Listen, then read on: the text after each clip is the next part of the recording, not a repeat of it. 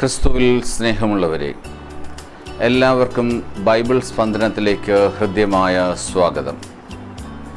ഇന്ന് നമ്മൾ ആഴത്തിൽ ചിന്തിക്കുവാൻ തിരഞ്ഞെടുത്തിരിക്കുന്ന ദൈവവചന ഭാഗമെന്നുള്ളത് വിശുദ്ധ ലൂക്ക എഴുതിയ സുവിശേഷം 11-ാം അധ്യായം 1 മുതൽ 13 വരെയുള്ള വാക്യങ്ങളാണ്. ഈ ദൈവവചന ഭാഗം നമ്മുടെ എല്ലാവരുടെ ജീവിതത്തിനും പ്രാർത്ഥനയ്ക്ക് ഒരു അടിസ്ഥാനമിടുന്ന വചനഭാഗമാണ്. യേശുനാഥൻ പഠിപ്പിക്കുന്ന മനോഹരമായ പ്രാർത്ഥനയും ഈ പ്രാർത്ഥനയുടെ നിരന്തരമായ പ്രാർത്ഥനയുടെ ഫലം എന്താണെന്ന് വ്യക്തമാക്കുകയും ചെയ്യുന്ന നല്ലൊരു സുവിശേഷ ഭാഗമാണിത്. ഇതിൻ്റെ പശ്ചാത്തലം ഇങ്ങനെയാണ്. യേശുനാഥൻ പ്രാർത്ഥിക്കുവാനായിട്ട് സ്വകാര്യമായി ഒരു സ്ഥലത്തിരിക്കുന്നത് കാണുന്ന അപ്പോസ്തലന്മാരിൽ ഒരാൾ യേശുനാഥൻ്റെ അടുത്ത് ചെന്നിട്ട് പറയുകയാണ്, ഞങ്ങളെയും പ്രാർത്ഥിക്കുവാനായിട്ട് പഠിപ്പിക്കുക എന്നുള്ളത്. ഇവിടെ നമ്മളൊരു കാര്യം പ്രത്യേകം ശ്രദ്ധിക്കേണ്ടത്, യേശുനാഥൻ ധാരാളം അത്ഭുതങ്ങൾ ചെയ്യുന്ന ഒരു മനുഷ്യനാണ്. യേശുനാഥൻ ധാരാളം പേരെ സുഖപ്പെടുത്തുന്നവനാണ്. യേശുനാഥൻ ആഴവും ഗഹനവുമായ വചനങ്ങൾ പ്രസംഗിക്കുന്നവനാണ്. യേശുനാഥൻ ധാരാളം പേരുമായിട്ട് വാദപ്രതിവാദങ്ങളിൽ ഏർപ്പെട്ട് വിജയിക്കുന്നവനാണ്. എന്നാൽ പ്രാർത്ഥിച്ചുകൊണ്ടിരിക്കുന്ന യേശുനാഥനെ കണ്ടുമുട്ടുന്ന അപ്പോസ്തലന്മാർ യേശുവിനോട് ആവശ്യപ്പെടുന്നത്, എങ്ങനെയാണ് നീ ഇത്രയും അത്ഭുതങ്ങൾ പ്രവർത്തിക്കുന്നതെന്ന് ഞങ്ങളെ പഠിപ്പിക്കുക എന്നല്ല, അതല്ലെങ്കിൽ എങ്ങനെയാണ് പ്രസംഗിക്കേണ്ടത് എന്ന് ഞങ്ങളെ പഠിപ്പിക്കുക എന്നല്ല, അതല്ലെങ്കിൽ എങ്ങനെയാണ് രോഗശാന്തി നൽകേണ്ടത് എന്ന് ഞങ്ങളെ പഠിപ്പിക്കുക എന്നൊന്നുമല്ല അവർ ചോദിക്കുന്നത്. മറിച്ച് അവർ ചോദിക്കുന്നത്, എങ്ങനെയാണ് പ്രാർത്ഥിക്കേണ്ടത് എന്ന് ഞങ്ങളെ പഠിപ്പിക്കുക എന്നാണ്. പ്രിയമുള്ളവരെ, ഈ യഹൂദ പാരമ്പര്യം അനുസരിച്ച് ഈ അപ്പോസ്തലന്മാർക്ക് എല്ലാവർക്കും അറിയാം പ്രാർത്ഥനകൾ എന്തൊക്കെയാണെന്ന്. കാരണം അവർ യഹൂദ പശ്ചാത്തലത്തിൽ വളരുന്നവരാണ്. യഹൂദന്മാർക്ക് ധാരാളം പ്രാർത്ഥനകളുണ്ട്. മണിക്കൂറുകൾ വിട്ടുകൊണ്ട് വൈവിധ്യമാർന്ന ധാരാളം പ്രാർത്ഥനകളുടെ ഒരു ശൃംഖലകൾ തന്നെയുള്ള ഈ യഹൂദ പാരമ്പര്യത്തിൽ പറഞ്ഞ ഈ അപ്പോസ്തലനാണ് ചെന്ന് യേശുവിനോട് ചോദിക്കുന്നത്, ഞങ്ങളെയും കൂടി പ്രാർത്ഥിക്കുവാനായിട്ട് പഠിപ്പിക്കണമെന്ന്. അതിനൊരു പ്രധാന കാരണമുണ്ട്.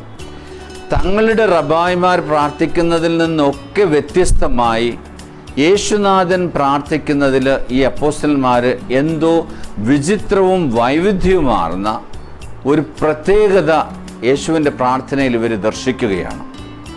അതുകൊണ്ടാണ് അപ്പോസ്തലന്മാർ ചെന്ന് യേശുവിനോട് പറഞ്ഞത്, ഞങ്ങളെയും പ്രാർത്ഥിക്കുവാനായിട്ട് പഠിപ്പിക്കുക എന്നുള്ളത്. നമ്മൾ അതൊന്ന് പരിശോധിച്ച് നോക്കിയാൽ, അപ്പോസ്തലന്മാരുടെ ഈ ആവശ്യം ഒന്ന് പരിശോധിച്ച് നോക്കിയാൽ, അവർ യേശുനാഥൻ്റെ പ്രാർത്ഥനയിൽ കണ്ടെത്തിയ വിചിത്രമായ വ്യത്യസ്തമായ 5 കാര്യങ്ങൾ നമുക്ക് ഈ പ്രാർത്ഥനയിൽ നിന്ന് കണ്ടെത്തുവാനായിട്ട് സാധിക്കും. ഒരുപക്ഷെ നമ്മുടെയൊക്കെ പ്രാർത്ഥനയ്ക്ക് ഒരു പുതുമ നൽകുവാനായിട്ട്, ഒരു പുതിയ ദർശനം നൽകുവാനായിട്ട് ഇത് ആഴത്തിൽ ധ്യാനിക്കുന്നത് വളരെ നല്ലതാണ്. എന്താണ് അവർ യേശുവിൻ്റെ പ്രാർത്ഥനയിൽ കണ്ടെത്തിയ ആ 5 വൈവിധ്യമാർന്ന കാര്യങ്ങൾ? ഒന്നാമതായിട്ട്, ആ പ്രാർത്ഥന അവരുടെ യഹൂദ റബ്ബായിമാർ പ്രാർത്ഥിക്കുന്നത് പോലെ സുദീർഘമായ പ്രാർത്ഥനയോ പരസ്യമായിട്ട് ഏതെങ്കിലും വലിയ ബലിപീഠത്തിൽ കയറുന്ന കവലകളിൽ നിന്ന് പറയുന്ന പ്രാർത്ഥനകളോ ഒന്നും ആയിരുന്നില്ല. രണ്ടാമതായിട്ട്, ആ പ്രാർത്ഥന നിർബന്ധം മൂലമുള്ളൊരു പ്രാർത്ഥനയായിരുന്നില്ല. ഇത്രമാത്രം പ്രാർത്ഥന ചെയ്തു തീർക്കണം, ഇന്ന സമയത്ത് ചെയ്തു തീർക്കണം, അങ്ങനെ യാതൊരുവിധ നിർബന്ധമില്ലാത്ത സ്വാഭാവികമായ ഇഷ്ടത്തിൽ നിന്ന് ഉരുത്തിരിഞ്ഞൊരു പ്രാർത്ഥനയായിരുന്നു അത്. മൂന്നാമതായിട്ട്, യേശുവിൻ്റെ പ്രാർത്ഥനയിൽ അവർ കണ്ടെത്തിയത്, ആ പ്രാർത്ഥന അരോചകമായ, കാതടപ്പിക്കുന്ന, ശബ്ദമുണ്ടാക്കുന്ന, ശബ്ദകോലാഹലങ്ങളൊന്നും ഉണ്ടാക്കുന്ന പ്രാർത്ഥനയായിരുന്നില്ല അത്. വളരെ പ്രശാന്തമായ, നല്ലൊരു അരുവി കളകളാരവങ്ങൾ ഒഴുകി വരുന്നത് പോലെയുള്ള മനോഹരമായൊരു നിശബ്ദതയുടെ പ്രാർത്ഥനയായിരുന്നു അത്. നാലാമതായിട്ട് അവർ ആ പ്രാർത്ഥനയിൽ കണ്ടെത്തിയത്, അത് അനന്തമായി നീളുന്നതായിരുന്നു. അഞ്ചാമതായിട്ട് അവർ കാണുന്നത്, യേശുവിൻ്റെ ആ പ്രാർത്ഥന അത് ആഴവും വ്യക്തിപരവും ശക്തവും ജീവൻ നൽകുന്നതും പിതാവുമായി അഭേദ്യമായൊരു ബന്ധം സ്ഥാപിക്കുന്ന ഒരു പ്രാർത്ഥനയായിരുന്നു അത്. ഒരുപക്ഷെ എക്കാലത്തെയും പ്രാർത്ഥിക്കുന്നവരെ, നമ്മെപ്പോലുള്ള എല്ലാവരെയും എപ്രകാരമാണ് പ്രാർത്ഥിക്കേണ്ടതെന്ന് നമുക്ക് വളരെ ഗഹനമായ, ആഴമായൊരു ദർശനം നൽകുന്നതാണ്. എല്ലാ പ്രാർത്ഥനകളും ദൈവവുമായിട്ട് അഭേദ്യമായ, ആഴമായ, ഇൻറ്റിമേറ്റായ ഒരു ദർശനം അല്ലെങ്കിൽ ഒരു ബന്ധം സ്ഥാപിക്കുന്നതായിരിക്കണം പ്രാർത്ഥന എന്നുള്ളത്. അതുകൊണ്ടാണ് അപ്പോസ്തലന്മാർ യേശുവിനോട് പറഞ്ഞത്, ഞങ്ങളെയും പ്രാർത്ഥിക്കുവാൻ പഠിപ്പിക്കുക. കാരണം ഞങ്ങൾക്കും പിതാവായ ദൈവവുമായിട്ട് വളരെ ആഴത്തിലുള്ളൊരു ആത്മബന്ധം സ്ഥാപിക്കുവാനായിട്ട് ഞങ്ങളും ആഗ്രഹിക്കുന്നുവെന്ന്. കാരണം പ്രാർത്ഥനയുടെ ആത്യന്തിക ലക്ഷ്യമെന്നുള്ളത് ദൈവവുമായിട്ട് സുദൃഢവും ആഴവും അചഞ്ചലവുമായൊരു ബന്ധം സ്ഥാപിക്കാനായിട്ട് നമ്മൾ വിജയിച്ചാൽ അതാണ് പ്രാർത്ഥനയുടെ ഫലമെന്നുള്ളത്. അത് യേശുവിൽ കണ്ടെത്തുന്നത് കൊണ്ടാണ് അവർ യേശുവിനോട് പറഞ്ഞത് ഞങ്ങളെയും പ്രാർത്ഥിക്കുവാനായിട്ട് പഠിപ്പിക്കുക എന്നുള്ളത്. യേശുനാഥൻ ഈ പ്രാർത്ഥന അവർക്ക് പഠിപ്പിക്കാനായിട്ട് യേശുവിനോട് ചോദിക്കുമ്പോൾ യേശുനാഥൻ അവരെ പഠിപ്പിക്കുന്ന മനോഹരമായൊരു പ്രാർത്ഥനയാണ് പ്രാർത്ഥനകളിൽ ഏറ്റവും ചെറിയ പ്രാർത്ഥനയായ സ്വർഗസ്ഥനായ ഞങ്ങളുടെ പിതാവേ എന്ന പ്രാർത്ഥന. ഒരുപക്ഷെ 1 മിനിറ്റ് കൊണ്ട് ചൊല്ലിത്തീർക്കാവുന്ന, 1 മിനിറ്റിനെക്കാളും കുറച്ച് സമയമെടുത്ത് ചൊല്ലിത്തീർക്കാവുന്ന ഈ ലഘുവായ പ്രാർത്ഥനയ്ക്ക് ഒരു ജീവിതകാലം മുഴുവൻ ധ്യാനിച്ച് ഒരു ജീവിതകാലം മുഴുവൻ ദൈവവുമായിട്ടൊരു സുദൃഢമായ ബന്ധം സ്ഥാപിക്കുന്നതിന് വേണ്ടി നമ്മെ സജ്ജരാക്കുന്ന അർത്ഥമടങ്ങിയിരിക്കുന്നതാണ് സ്വർഗസ്ഥനായ ഞങ്ങളുടെ പിതാവേ എന്ന ഈ പ്രാർത്ഥന എന്നുള്ളത്. ഏറ്റവും പ്രധാനമായിട്ട് യേശുനാഥൻ്റെ പ്രാർത്ഥനയിൽ 5 പ്രത്യേകതകൾ അപ്പോസ്തലന്മാർ കണ്ടെത്തിയെങ്കിൽ യേശു പഠിപ്പിച്ച പ്രാർത്ഥനയിൽ 5 സുപ്രധാനമായ ഘടകങ്ങൾ അടങ്ങിയിരിക്കുന്നതായിട്ട് നമുക്ക് കണ്ടെത്തുവാനായിട്ട് സാധിക്കും. ഒന്നാമതായിട്ട്, പ്രാർത്ഥന എപ്പോഴും ഒരു ബന്ധം സ്ഥാപിക്കുന്നതിൽ നിന്നാണ് ആരംഭിക്കുന്നത്, അല്ലെങ്കിൽ ഒരു ബന്ധം സ്ഥാപിക്കുന്നതിൽ നിന്നാണ് ആരംഭിക്കേണ്ടത്. അതെങ്ങനെയാണ് യേശുനാഥൻ വ്യക്തമാക്കുന്നത്? യേശു തൻ്റെ പ്രാർത്ഥന ആരംഭിക്കുന്നത് സ്വർഗസ്ഥനായ ഞങ്ങളുടെ പിതാവേ എന്ന് വിളിച്ചുകൊണ്ടാണ്. ആ ഒരൊറ്റ വാക്കിൽ തന്നെ ഈ പ്രാർത്ഥനയുടെ അർത്ഥം മുഴുവൻ അടങ്ങിയിട്ടുണ്ട്. യേശുനാഥൻ ദൈവത്തെ അഭിസംബോധന ചെയ്യുന്നത് എൻ്റെ ഗുരു, അല്ലെങ്കിൽ ന്യായാധിപതി, അല്ലെങ്കിൽ പ്രപഞ്ച സൃഷ്ടാവേ, അല്ലെങ്കിൽ നാഥ എന്നൊന്നുമല്ല. യേശുനാഥൻ ദൈവത്തെ അഭിസംബോധന ചെയ്യുന്നത് ഞങ്ങളുടെ പിതാവേ എന്ന് അഭിസംബോധന ചെയ്തുകൊണ്ടാണ്. എന്നിട്ട് യേശുനാഥൻ പറയുന്നത് നിങ്ങളും ദൈവത്തെ അഭിസംബോധന പിതാവേ എന്ന് വിളിച്ചുകൊണ്ടാണ്. നമുക്കറിയാം നമ്മുടെ വത്സല പിതാവ് അത് എത്ര ഉയരമുള്ളവനാകട്ടെ, അല്ലെങ്കിൽ പൊക്കം കുറഞ്ഞവനാകട്ടെ, ആരോഗ്യ ദൃഢഗാത്രനാകട്ടെ, ആരോഗ്യമില്ലാത്തവനാകട്ടെ, അധ്വാനിക്കുന്നവനാകട്ടെ, അധ്വാനിക്കാത്തവനാകട്ടെ, പിതാക്കന്മാരും മാതാക്കളും നമുക്കെപ്പോഴും ഏറെ പ്രിയപ്പെട്ടതാണ്. കാരണം നമ്മുടെ ഏത് ആഗ്രഹങ്ങളും ഏത് ആവശ്യങ്ങളും അവരുടെ മുന്നിൽ നമ്മൾ ഉണർത്തിക്കുമ്പോൾ അവർ മറ്റെല്ലാം മറന്നുകൊണ്ട് മക്കൾക്ക് വേണ്ടി അത് നൽകുവാനായിട്ടുള്ളതായിരിക്കും പിന്നെ അവരുടെ ചിന്തകൾ മുഴുവനും തന്നെ. കുഞ്ഞുങ്ങളുടെ ആഗ്രഹം സാധിച്ചു കൊടുക്കുന്നിടത്തോളം അവരസ്വസ്ഥമായിരിക്കും. അതുകൊണ്ടാണ് യേശുനാഥൻ അപ്പോസ്തലന്മാരോട് പറഞ്ഞത്, നിങ്ങൾ പ്രാർത്ഥിക്കുമ്പോൾ ഇങ്ങനെ പ്രാർത്ഥിക്കണം, സ്വർഗസ്ഥനായ ഞങ്ങളുടെ പിതാവേ എന്ന് പറഞ്ഞ് പ്രാർത്ഥിക്കണം. ദൈവമേ എന്ന് പറഞ്ഞ് പ്രാർത്ഥിക്കുമ്പോൾ, അല്ലെങ്കിൽ നാഥ എന്ന് പ്രാർത്ഥിക്കുമ്പോൾ, അല്ലെങ്കിൽ ന്യായാധിപ എന്ന് പറഞ്ഞ് അഭിസംബോധന ചെയ്യുമ്പോൾ, അല്ലെങ്കിൽ പ്രപഞ്ച സൃഷ്ടാവേ എന്ന് പറഞ്ഞ് അഭിസംബോധന ചെയ്യുമ്പോൾ, അല്ലെങ്കിൽ സർവത്തിൻ്റെയും അധികാരിയായ യഹോവ എന്നൊക്കെ പറഞ്ഞ് സംബന്ധിക്കുമ്പോൾ, അവിടെയൊക്കെ ബന്ധങ്ങളിലൊരു അകൽച്ച നമുക്ക് കണ്ടെത്തുവാനായിട്ട് സാധിക്കും. മറിച്ച് സ്വർഗസ്ഥനായ ഞങ്ങളുടെ പിതാവേ എന്ന് വിളിക്കുമ്പോൾ അത്തരം അകൽച്ചകളോ അത്തരം നിബന്ധനകളോ അത്തരം മൂടുപടങ്ങളോ ഒന്നും തന്നെ അതിൽ നമുക്ക് കണ്ടെത്തുവാനായിട്ട് സാധിക്കത്തില്ല. അവിടെ സുദൃഢവും ആഴവും സുതാര്യവുമായ ഒരു സൗഹൃദ ബന്ധം സ്ഥാപിക്കുന്നതിൽ നിന്നാണ് പ്രാർത്ഥന ആരംഭിക്കുന്നത്. അതുകൊണ്ടാണ് യേശുനാഥൻ നമ്മളോട് പറയുന്നത്, നമ്മുടെ പ്രാർത്ഥനകളെല്ലാം ഇത്തരം ഒരു ബന്ധം സ്ഥാപിക്കുന്നതിൽ നിന്ന് വേണം ആരംഭിക്കേണ്ടത്.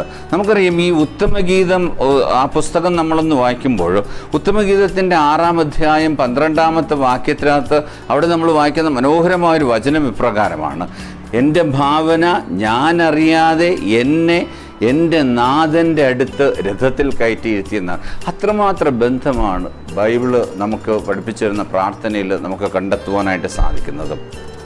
രണ്ടാമതായിട്ട് നമ്മൾ കാണുന്നത്, യേശുനാഥൻ പഠിപ്പിക്കുന്ന പ്രാർത്ഥന ദൈവം എല്ലാം നൽകുമെന്ന അനുദിന പ്രത്യാശയിൽ നിന്ന് ഉരുത്തിരിയുന്നതാണ്. യേശുനാഥൻ പഠിപ്പിക്കുന്ന ഈ പ്രാർത്ഥന എല്ലാത്തിനും ദൈവം നമുക്ക് നൽകുവാനായിട്ട് സാധിക്കുന്ന രീതിയിലുള്ളതാണത്.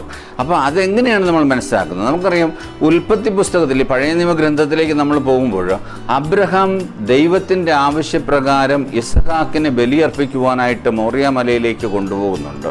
അവിടെ ഇങ്ങനെ ബലിയർപ്പിക്കുവാനായിട്ട് മുകളിലേക്ക് ചെന്ന് ഈ കാലും കയ്യുമൊക്കെ കെട്ടി വിറകിന് മുകളിൽ കിടത്തിയിട്ട് ബലിയർപ്പിക്കുവാനായിട്ട് അബ്രഹാം കത്തിയൂരുകയാണ്. കത്തിയൂരി ബലിയർപ്പിക്കുവാനായിട്ട് ഇങ്ങനെ ഈ മകൻ്റെ മുകളിൽ കത്തിവെക്കുന്നതിന് തൊട്ട് മുമ്പാണ് മാലാഖ അശരീരിയിൽ പറയുന്നത്, അല്ലെങ്കിൽ മാലാഖ പ്രത്യക്ഷപ്പെട്ട് അബ്രഹാമിനോട് പറയുന്നത്, കുഞ്ഞിൻ്റെ മേൽ കൈവയ്ക്കരുത്, നിൻ്റെ വിശ്വാസമൊക്കെ എനിക്ക് ആഴത്തിൽ മനസ്സിലാക്കിയിട്ടുണ്ട്, അതുകൊണ്ട് നീ കുഞ്ഞിൻ്റെ മേൽ കൈവയ്ക്കേണ്ട എന്ന് പറഞ്ഞിട്ട് കുഞ്ഞിനെ സ്വതന്ത്രമാക്കുമ്പോൾ അബ്രഹാം ബലി നേർന്നു കഴിഞ്ഞിട്ടുണ്ട്. അപ്പോൾ അബ്രഹാമിന് ബലിയർപ്പിക്കണം.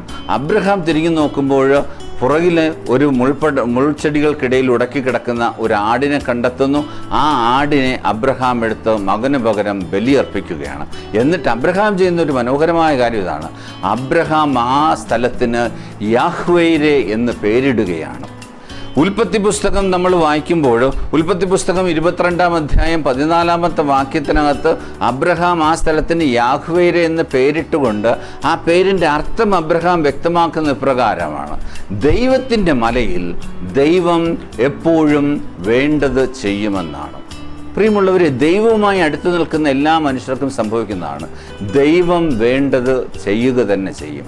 നമ്മുടെ ഒരു പ്രാർത്ഥനകളും അർത്ഥശൂന്യമായി പോവുകയില്ല, നമ്മുടെ ഒരു പ്രാർത്ഥനകളും കേൾക്കപ്പെടാതെ പോവുകയില്ല എന്ന് നമ്മെ തന്നെ ബോധ്യപ്പെടുത്തുന്നതാണ് യാഹ്വേരെ എന്നുള്ളത്. ദൈവം തൻ്റെ മലയിൽ തൻ്റെ വിശുദ്ധർക്ക്, തൻ്റെ വിശ്വാസികൾക്ക് വേണ്ടത് ചെയ്യുമെന്ന് നമ്മെ ഓർമ്മിപ്പിക്കുന്നതാണ്. മൂന്നാമതായിട്ട് ഈ പ്രാർത്ഥനയ്ക്കകത്തുള്ള ഒരു ഘടകമെന്നുള്ളത് ക്ഷമിക്കുക, പൊറുക്കുക എന്നത് നമ്മുടെയൊക്കെ ഒരു ജീവിത ശൈലിയാക്കി രൂപാന്തരപ്പെടുത്തണമെന്ന് നമ്മെ ഓർമ്മിപ്പിക്കുന്നതാണ്. മനുഷ്യ ക്രയവിക്രയങ്ങൾക്കിടയിൽ ധാരാളം സംഘർഷങ്ങളും സംഘട്ടനങ്ങളും ഉണ്ടാകുമ്പോൾ, ധാരാളം ചതികളും സ്നേഹവഞ്ചനകളും ഉണ്ടാകുമ്പോൾ ക്ഷമിക്കുക, പൊറുക്കുക എന്നത് നമ്മിൽ നിന്ന് ദൈവം ആവശ്യപ്പെടുന്ന ഒരു വലിയ മൂല്യമാണ് എന്ന് നമ്മെ ഓർമ്മിപ്പിക്കുന്നതാണ് ഈ പ്രാർത്ഥനയുടെ മൂന്നാമത്തെ ഘടകമെന്നുള്ളത്. നമ്മൾ ഉൽപ്പത്തി പുസ്തകം നമ്മൾ വായിക്കുമ്പോൾ ഉൽപ്പത്തി പുസ്തകത്തിനകത്ത് 33-ാം അധ്യായം അവിടെ രണ്ട് സഹോദരന്മാരുടെ ഒരു ചരിത്രം നമ്മളവിടെ വായിക്കുന്നുണ്ട്, ഏസാവും യാക്കോബും. ആ ഗ്രന്ഥം നമ്മൾ വായിക്കുമ്പോൾ നമുക്കറിയാം, ഏസാവ് മൂത്ത മകനാണ്, ഇസഹാക്കിൻ്റെ മൂത്ത മകനാണ് ഏസാവ്, ഇളയതാണ് യാക്കോബ് എന്നുള്ളത്. പക്ഷേ ഈ യാക്കോബ് പല കാരണങ്ങളാൽ തൻ്റെ ജ്യേഷ്ഠനെ പല രീതികളിൽ പറ്റിക്കുകയും വഞ്ചിക്കുകയും ജ്യേഷ്ഠൻ്റെ അനുഗ്രഹങ്ങളൊക്കെ കവർന്നെടുക്കുകയും ചെയ്ത് ജ്യേഷ്ഠനെ അനാഥമാക്കിയവനാണ് യാക്കോബ് എന്നുള്ളത്. പറ്റിക്കലിൻ്റെ മാർഗങ്ങളിലൂടെയാണ് യാക്കോബ് മുഴുവനും ഏസാവിൽ നിന്ന് തട്ടിയെടുക്കുന്നത്. അങ്ങനെ തട്ടിയെടുത്തിട്ട് ഈ ഏസാവ് വലിയൊരു പ്രവാസത്തിന് പോകുന്നുണ്ട്, ലാബാൻ്റെ അടുത്തേക്ക് പോകുന്നുണ്ട്. അങ്ങനെ ഈ പ്രവാസമെല്ലാം കഴിഞ്ഞ്, സുദീർഘമായ പ്രവാസമെല്ലാം കഴിഞ്ഞ് മടങ്ങി വരുമ്പോൾ, ഈ മടങ്ങി വരുന്ന സമയത്ത് യാക്കോബിനുള്ള പേടി, താൻ സ്വന്തം നാട്ടിലേക്ക് മടങ്ങി വരുമ്പോൾ താൻ പറ്റിച്ച തൻ്റെ ജ്യേഷ്ഠൻ തൻ്റെ ആ പറ്റിക്കലിൻ്റെ ഭാഗമായിട്ടുള്ള പ്രതികാരം ചെയ്യുമെന്നുള്ള അതികഠിനമായ ഭയത്താലാണ് യാക്കോബ് നദി കടന്ന് ഇങ്ങോട്ട് വരുന്നത്. അങ്ങനെ നദി കടന്ന് വരുന്ന ഈ യാക്കോബിനെ തന്നെ വഞ്ചിച്ച് പറ്റിച്ച് ചതിച്ച് എല്ലാം തട്ടിയെടുത്ത ആ സഹോദരൻ നദി കടന്ന് ഇങ്ങോട്ട് വരുമ്പോൾ ആ സഹോദരനെ ഏസാവ് സ്വീകരിക്കുന്ന മനോഹരമായ ഒരു സന്ദർഭം, ഒരു ചിത്രം നമുക്ക് ഉൽപ്പത്തി പുസ്തകം 33-ാം അധ്യായം 4-ാമത്തെ വാക്യത്തിനകത്ത് നമുക്ക് വായിക്കാനായിട്ട് സാധിക്കും. അവിടെ നമ്മൾ കാണുന്നത് ഏസാവ് തൻ്റെ സഹോദരനെ സ്വീകരിക്കുന്നത് ഓടിച്ചെന്ന് അവനെ കെട്ടിപ്പിടിച്ച് ചുംബിച്ച് രണ്ടുപേരും സ്നേഹം കൊണ്ട് കരയുകയാണ്. ഓർക്കുക, സഹോദരനെ വഞ്ചിച്ച് പറ്റിച്ച് അവൻ്റെ കടിഞ്ഞൂലവകാശം തട്ടിയെടുത്തു, അവന് ലഭ്യമാകേണ്ട അനുഗ്രഹങ്ങൾ മുഴുവൻ തൻ്റെ പിതാവെന്ന് തട്ടിയെടുത്തു. അങ്ങനെ പ്രവാസത്തിൽ പോയി എല്ലാം ചെയ്ത് മടങ്ങി വരുന്ന സഹോദരനെ എല്ലാം മറന്ന് എല്ലാം ക്ഷമിച്ച് കെട്ടിപ്പിടിച്ച് ആശ്ലേഷിക്കുന്ന ഏസാവിനെയാണ് നമ്മൾ ഉൽപ്പത്തി പുസ്തകം 33-ാം അധ്യായം 4-ാമത്തെ വാക്യത്തിനകത്ത് കാണുന്നത്. ഇത് വലിയൊരു പാഠമാണ്. പ്രാർത്ഥിക്കുന്ന മനുഷ്യൻ എല്ലാം ക്ഷമിക്കുവാനും എല്ലാം പൊറുക്കുവാനും എല്ലാം മറക്കുവാനും വേണ്ടി വിളിക്കപ്പെട്ടിരിക്കുന്നവനാണ്. അത് മനുഷ്യൻ്റെ ഒരു സ്വഭാവമാകണം. മനുഷ്യൻ്റെ ജീവിതത്തിൽ മനുഷ്യൻ ശ്വസിക്കുന്നത് പോലെ തന്നെയുള്ളൊരു സ്വഭാവമായി മാറണം പൊറുക്കുക, ക്ഷമിക്കുക എന്നുള്ളത്. ആ പൊറുക്കുന്നതിലും ക്ഷമിക്കുന്നതിനകത്തുമാണ് ദൈവികത അടങ്ങിയിരിക്കുന്നത്. ഇതാണ് ഈ പ്രാർത്ഥന നമുക്ക് നൽകുന്ന മൂന്നാമത്തെ വെളിപ്പെടുത്തൽ എന്നുള്ളത്. നാലാമത്തെ വെളിപ്പെടുത്തൽ എന്നുള്ളത് പ്രാർത്ഥന അതിൽ നിരന്തരം നിലനിൽക്കാൻ നമ്മെ പ്രേരിപ്പിക്കുന്നതാണ്. മനഃശാസ്ത്ര ശാഖ തത്വമുണ്ട്, പ്രിൻസിപ്പിൾ ഓഫ് അസോസിയേഷൻ എന്നുള്ളത്. അനുദിനം അനുഭവിക്കുകയും അനുദിനം പരിചയപ്പെടുകയും അനുദിനം കാണുകയും കേൾക്കുകയും ചെയ്യുന്ന കാര്യങ്ങൾ, അത് കാണുകയും കേൾക്കുകയും അനുഭവിക്കുകയും ചെയ്യുന്ന വ്യക്തിയുടെ സ്വഭാവ രൂപീകരണത്തിലും ചിന്താ രൂപീകരണത്തിലും നിർണായകമായ പങ്ക് വഹിക്കുമെന്നുള്ളതാണ് ഈ പ്രിൻസിപ്പിൾ ഓഫ് അസോസിയേഷൻ എന്നതുകൊണ്ട് അർത്ഥമാക്കുന്നത്. അത് വളരെ ശരിയുമാണ്. നമ്മൾ അനുദിനം കാണുകയും അനുദിനം കേൾക്കുകയും അനുദിനം അനുഭവിക്കുകയും അനുദിനം ഉച്ചരിക്കുകയും അനുദിനം ഏർപ്പെടുകയും ചെയ്യുന്ന കാര്യങ്ങൾ നമ്മുടെ സ്വഭാവ രൂപീകരണത്തിലും നമ്മുടെ ചിന്തകളിലും നമ്മുടെ പ്രവൃത്തികളിലും പ്രതിഫലിക്കുക തന്നെ ചെയ്യും. അങ്ങനെയെങ്കിൽ പ്രാർത്ഥന നിരന്തരം നമ്മുടെ ജീവിതത്തിൻ്റെ ഒരു അനുഭവമാക്കി മാറ്റാനായിട്ട് സാധിക്കണമെന്ന് ഈ പ്രാർത്ഥന നമ്മെ ഓർമ്മിപ്പിക്കുന്നതാണ്. അത് നമ്മുടെ ചിന്തകളെ അനുദിനം ജ്വലിപ്പിക്കണം, അത് നമ്മുടെ മനസ്സിനെ സ്വാധീനിക്കണം, നമ്മുടെ ഹൃദയത്തെ സ്വാധീനിക്കണം. നമ്മൾ കാണുന്നതും നമ്മൾ കേൾക്കുന്നതും നമ്മൾ ചിന്തിക്കുന്നതും പ്രാർത്ഥനയാണെങ്കിൽ ആ പ്രാർത്ഥന നമ്മുടെ ജീവിതത്തിൻ്റെ ഒരു അവിഭാജ്യ ഘടകമായി മാറുമെങ്കിൽ അതിൽ നിന്നുരുത്തിരിയുന്നതായിരിക്കും നമ്മുടെ എല്ലാ പ്രവൃത്തികളും, അതിൽ നിന്നുരുത്തിരിയുന്നതായിരിക്കും നമ്മുടെ എല്ലാ ചിന്തകളും എന്ന് നമ്മെ ഓർമ്മിപ്പിക്കുന്നതാണ് യഥാർത്ഥത്തിൽ ഈ പ്രാർത്ഥനയുടെ നാലാമത്തെ ഘടകമെന്നത്. പ്രാർത്ഥന അത് നിരന്തരം നമ്മിൽ ജ്വലിച്ചു നിൽക്കുന്ന, ജീവിച്ചു നിൽക്കുന്ന, നമ്മുടെ ശ്വാസവായു പോലെ തന്നെ അഭേദ്യമായി നമ്മിൽ ബന്ധപ്പെട്ട് നിൽക്കുന്ന ഒന്നായിരിക്കണമെന്ന് യേശുനാഥൻ നമ്മെ ഓർമ്മിപ്പിക്കുന്നതാണ്. പ്രാർത്ഥനയിലൂടെ ദൈവത്തെ കണ്ടെത്തിയ വിശുദ്ധ പൗലോസ് അപ്പോസ്തലൻ കൊളോസ്യർക്ക് എഴുതിയ ലേഖനം 4-ാം അധ്യായം 2-ാമത്തെ വാക്യത്തിനകത്ത് പൗലോസ് അപ്പോസ്തലൻ പറയുന്നതാണ്, കൃതജ്ഞതാ നിർഭരരായി ഉണർന്നിരുന്ന് നിരന്തരം നിങ്ങൾ പ്രാർത്ഥിക്കുവനെന്ന്. പ്രിയമുള്ളവരെ, പ്രാർത്ഥന നമ്മുടെ ജീവിതത്തിൻ്റെ ഒരു അനുദിന യാഥാർത്ഥ്യമാക്കി മാറ്റുവാനായിട്ട് സാധിക്കണം. അത് നമ്മുടെ ജീവിതത്തിൻ്റെ ഒരു അനുദിന സംഭവമാക്കി മാറ്റുവാനായിട്ട് സാധിക്കണം. കാരണം we should have A principle of association in prayer. അനുദിന ജീവിതത്തിൽ എപ്പോഴും ബന്ധപ്പെട്ട് നിൽക്കുന്നത് പ്രാർത്ഥനയാക്കി മാറ്റുവാനായിട്ട് നമുക്കെല്ലാവർക്കും സാധിക്കണം. അതാണ് ഈ സ്വർഗസ്ഥനായ പിതാവേ എന്ന പ്രാർത്ഥന നമുക്ക് നൽകുന്ന നാലാമത്തെ ചിന്ത എന്നുള്ളത്. അഞ്ചാമത്തെ ചിന്ത എന്നുള്ളത് പ്രാർത്ഥന എന്നത് ഏറ്റവും നല്ലത് ഇനിയും വരാനിരിക്കുന്നതേ ഉള്ളൂ എന്ന് നമ്മെ ഓർമ്മിപ്പിക്കുന്നതാണ്. അത് ഞാൻ ഇങ്ങനെ വ്യക്തമാക്കാം. 50 സുദീർഘമായ വിവാഹ ജീവിതം ജീവിച്ച ദമ്പതികൾ അവരുടെ സുവർണ ജൂബിലി ആഘോഷത്തിന് ഇങ്ങനെ മാറ്റുകൂട്ടിയ ആഘോഷം നടന്നുകൊണ്ടിരിക്കുന്ന സമയത്ത് ഒരു മാധ്യമ പ്രവർത്തകൻ വന്ന് ഈ ദമ്പതികളോട് ചോദിച്ചു, 50 സുദീർഘമായ വർഷം നിങ്ങൾ പിന്നിട്ടിരിക്കുകയാണ്, വിജയകരമായ ദാമ്പത്യ ജീവിതം നിങ്ങൾ നയിക്കുന്നവരാണ്, ഒരുപക്ഷെ ധാരാളം പേർക്ക് പ്രചോദനമേകുന്ന, ധാരാളം പേർക്ക് മാതൃകയാകുന്ന ഒരു ജീവിതമായിരുന്നു നിങ്ങൾ ജീവിച്ചിരിക്കുന്നത്. അങ്ങനെയെങ്കിൽ ഈ 50-ാം വാർഷികം ആഘോഷിക്കുമ്പോൾ നിങ്ങൾക്ക് ഈ ലോകത്തോട് പറയാനുള്ള സന്ദേശം എന്താണ് എന്നൊരു മാധ്യമ പ്രവർത്തകൻ ഈ ദമ്പതികളോട് ചോദിച്ചപ്പോൾ അതിനവർ നൽകിയ മറുപടി നമ്മയൊക്കെ ആഴത്തിൽ ചിന്തിപ്പിക്കേണ്ടതാണ്.